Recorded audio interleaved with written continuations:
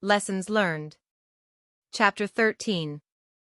The Learning Institute for the Very Enlightened was unlike other schools. For one thing, the cafeteria food smelled good and tasted even better.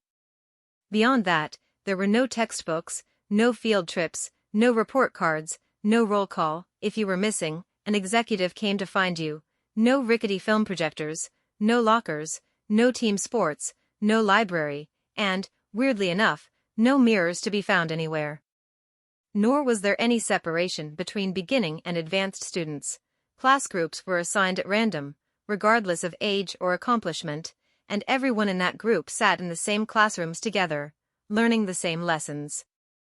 The lessons had been designed by Mr. Curtin himself, and when all of them had been gotten through, they were repeated from the beginning. Thus all the lessons were eventually reviewed many times, and the students who learned them best became messengers. None of this was familiar to the members of the Mysterious Benedict Society. And yet, in certain ways, the Institute did remind them of other schools. Rote memorization of lessons was discouraged but required, class participation was encouraged but rarely permitted, and although quizzes were given every day, in every class, there was always at least one student who groaned, another who acted surprised, and another who begged the teacher, in vain, not to give it. "Time's up," SQ Pedalian called out during the morning class one day. "Pass me your quizzes, everyone, and no dallying, please. A stitch in time saves time, you know." 9, corrected a messenger in the middle row.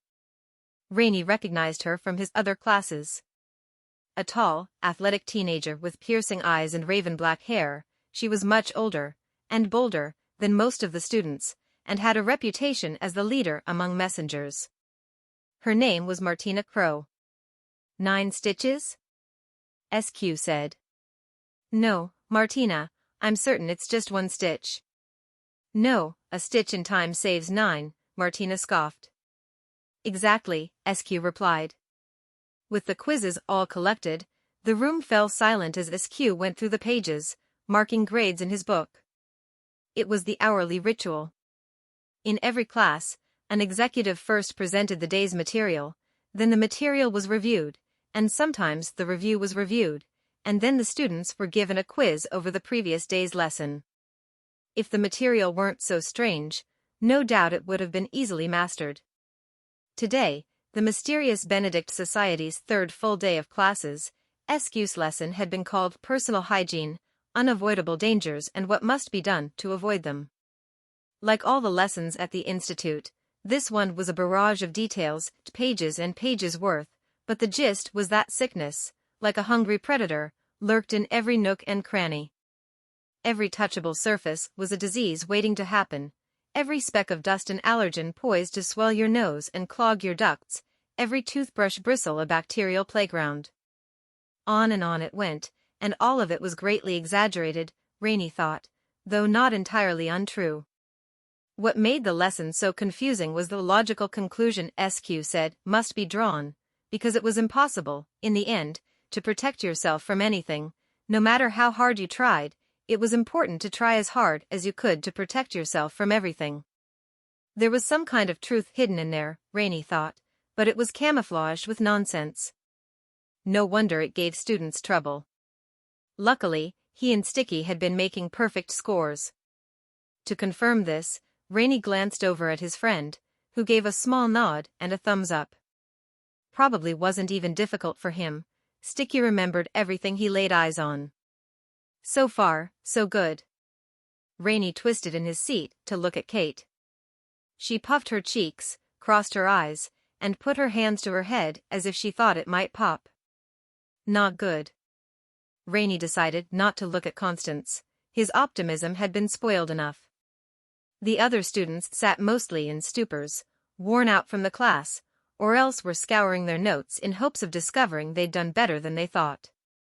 The messengers, though there were 4 in the class, wearing their snappy white tunics and blue sashes, were indulging in a peculiar habit Reynie had noticed. Every few moments one of them would glance at the door, eyes focused with keen expectation. Martina Crow was especially fixated. They were waiting to be called out by an executive, called away for their secret privileges. And whenever an executive did appear in the doorway, as Jackson did now, every messenger in the room stiffened with anticipation. "SQ," Jackson announced. "I need Corliss Danton and Sylvie Biggs." The messengers in question leaped from their desks, hastily gathering their things.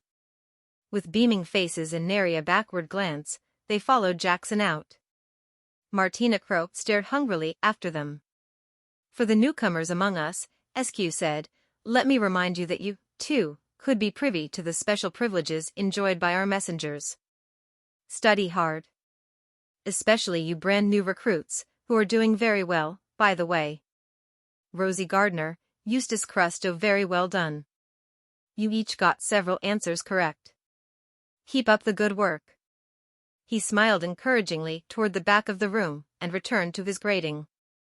Reynie turned in his seat to see whom SQ was speaking to, and then he could hardly stop staring. New recruits, SQ had called them, and indeed, these were the two whose dazed expressions had caught Reynie's attention the first day, the bell-shaped girl and the wiry boy he'd suspected of being kidnapped. They scarcely seemed the same children now. Their looks of sleepy confusion had disappeared, replaced by a look of purpose, even of pleasure, in their eyes. These were not the expressions of children who had been kidnapped and secreted away against their will. But then why had they been escorted by recruiters? And why else would they be called recruits? Reynie suspected himself of leaping to conclusions. He used to think he was good at understanding people. Miss Paramal had told him so more than once, but these kids were a mystery to him. Somehow he was getting it all wrong, he had to be. And speaking of getting it wrong, Reynie's eyes now fell on Constance, sound asleep with her face on her desk. Reynie felt suddenly depressed. He needed to stop turning around. SQ finished grading the quizzes and stacked the papers on the edge of his desk. "Okay, everyone, class dismissed. You may check your quizzes as you leave. And someone had better wake Miss Contraire. I'm fairly certain she's alive, I saw her twitch. Reynard Muldoon and George Washington, please stay after class. I need to speak with you." Reynie's throat tightened, and he glanced at Sticky, who looked as if he'd been stung by a hornet. Were they suspected of something? As the others filed out of the classroom, Kate gave the boys a meaningful look. "Good luck," her eyes said. Constance stumbled blearily past without looking at them, and then the two boys started up TOS.Q's desk. Their path was suddenly cut off by Martina Crow, who fixed them with a stare of barely contained fury. Startled, the boys stepped back, as if they'd come upon a rattlesnake. "That's right," Martina hissed. "Step back." She glared at them, radiating menace. Reynie wondered what to do. Should he ask what was wrong? Would this encourage her to attack? "Martina?" SQ said from his desk. "Do you need something?" "I know why you want to speak with them," Martina said, not taking her eyes from the boys' alarmed faces. "Good for you. Now, I do need to speak with them, so please excuse us." "I'll go," Martina said. "But not far." She leaned toward the boys and whispered, "Do you hear me? Not far." Certainly not far enough, Reynie thought as she stalked from the room. Why was she so angry? Did she suspect them of something, too? Trembling now, the boys approached the desk. SQ looked grave. "I'm afraid you two are in hot water." "But why?" asked Reynie. Sticky wobbled as if he might fall down. "You have Martina on edge, that's why. Frankly, fellows, I'm simply astounded. Or rather, I should say, astounded. No, that's not quite." "Astonished?" Reynie prompted. "Astounded?" SQ nodded. "Those, too. Furthermore, I'm amazed. How are you boys doing so well on your quizzes? You're making perfect scores. I think Martina overheard me talking about it with another executive, by the way, which is why she dislikes you now." Sticky regained his balance. Reynie's breathing slowed. They weren't in trouble, after all. Except, for some reason, with Martina Crow. SQ gave them an appraising look. How do you explain your grades? It's unlikely anyone is helping you. You're brand new, and other students naturally shun new kids, so they wouldn't be helping you. I remember things, said Sticky simply. I try hard, said Reynie. SQ looked as if this was just what he'd suspected. Rememberingness and effortfulness, both fine qualities. It seems you two have an abundant supply. I just wanted to congratulate you and tell you to keep it up. Like Eustace and Rosie? Reynie asked. Oh, those two? They're a different case, boys. They're special recruits. Special recruits get extra attention in the early days, by order of Mr. Curtin. They're a little slow to come round, and they need encouragement. But you watch, one day they'll be top students. Special recruits often end up as messengers, and many become executives. Take Jackson and Gilson, for example, they were special recruits themselves. What makes special recruits so special? Sticky asked. He almost sounded jealous. SQ seemed troubled by this question. Well, as for that, I can't really say, here nor there. All you need to know is, well, you don't need to know anything. Except for the material, that is.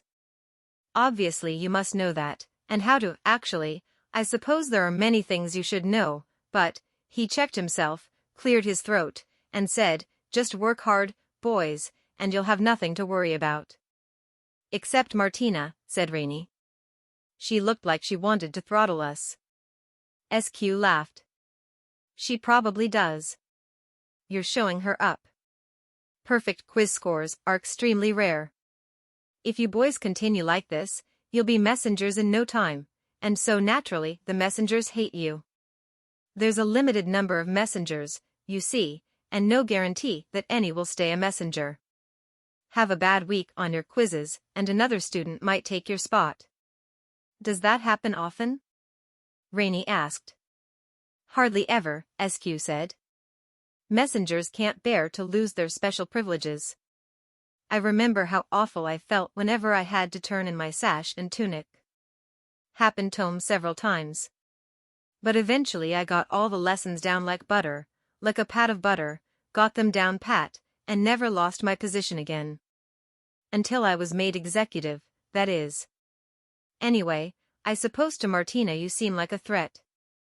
I understand her feeling, though of course there's no call for her to be so cranky about it. Cranky was hardly the word, Reynie thought. Venomous was more like it. They would have to watch out for Martina Crow.